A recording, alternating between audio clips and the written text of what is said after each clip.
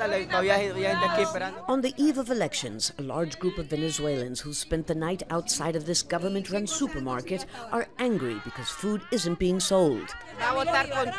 Who can go vote on an empty stomach, asks this woman. 76-year-old Gisela Ramirez answers she'd rather starve than betray the revolution. For many, that's the last straw. There's nothing for my children to eat. I'm not going to vote for Maduro. To vote or not to vote is the question. The mainstream opposition parties who've been barred from running are asking Venezuelans to boycott elections, widely seen as tilted in favor of President Nicolas Maduro. This isn't an election, it's a fraudulent act that will clearly culminate in Maduro proclaiming himself the winner. Maduro's approval ratings are hovering at 20%. A carton of eggs costs half a month's wage.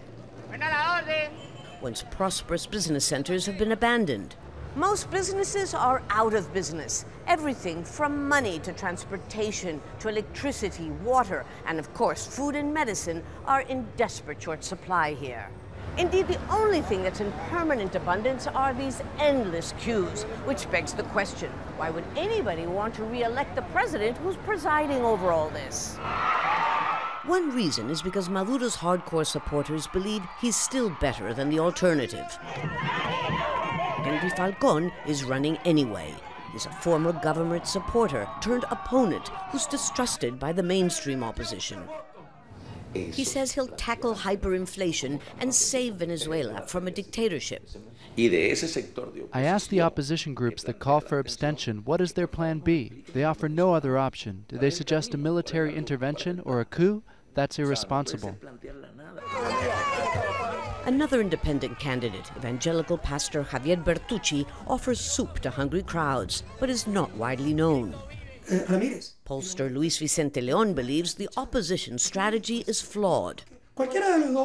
Both options, to boycott the election or take part, have rational arguments. But what is clear is that by refusing to unite, the two opposition strategies lose strength. And that will certainly improve the chances of a Maduro victory that most Venezuelans see as a foregone conclusion, whether they like it or not. Lucia, Newman, Al Jazeera, Caracas.